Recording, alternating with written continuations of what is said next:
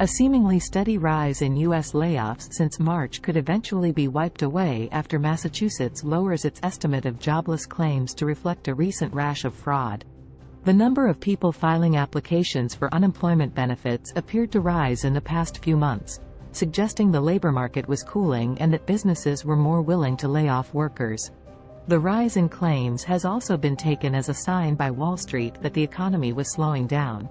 New applications for unemployment benefits jumped to a 20-month high of 264,000 in early May from just 221,000 in late February, based on seasonally adjusted numbers. Yet much of the increase seems to have stemmed from a huge surge in fraudulent unemployment filings in Massachusetts.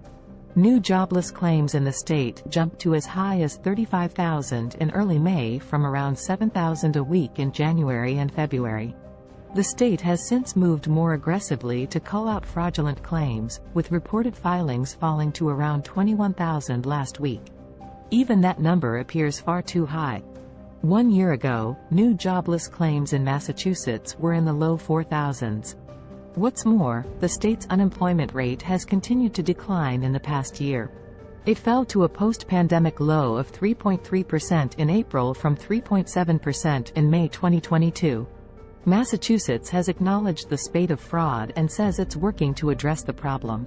Most of the fraudulent claims are tied to perpetrators using personal information stolen in national data breaches, the state said. Massachusetts will amend previous jobless claims reports to weed out fraudulent filings, said spokesman Matthew Kitsos of the state's Executive Office of Labor and Workforce Development. The revised Massachusetts figures could reduce overall U.S. jobless claims for the weeks of May 6 and May 13 if the state submits the corrected data in time, a U.S. Labor Department spokesman said. Yet changes to any weeks prior to May would have to wait until March 2024, when Labor conducts its annual revisions of the jobless claims data.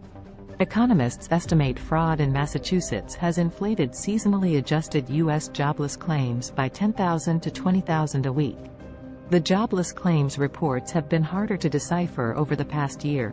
The government's annual update in March, for example, showed that new jobless claims were notably higher early in the year than previously reported.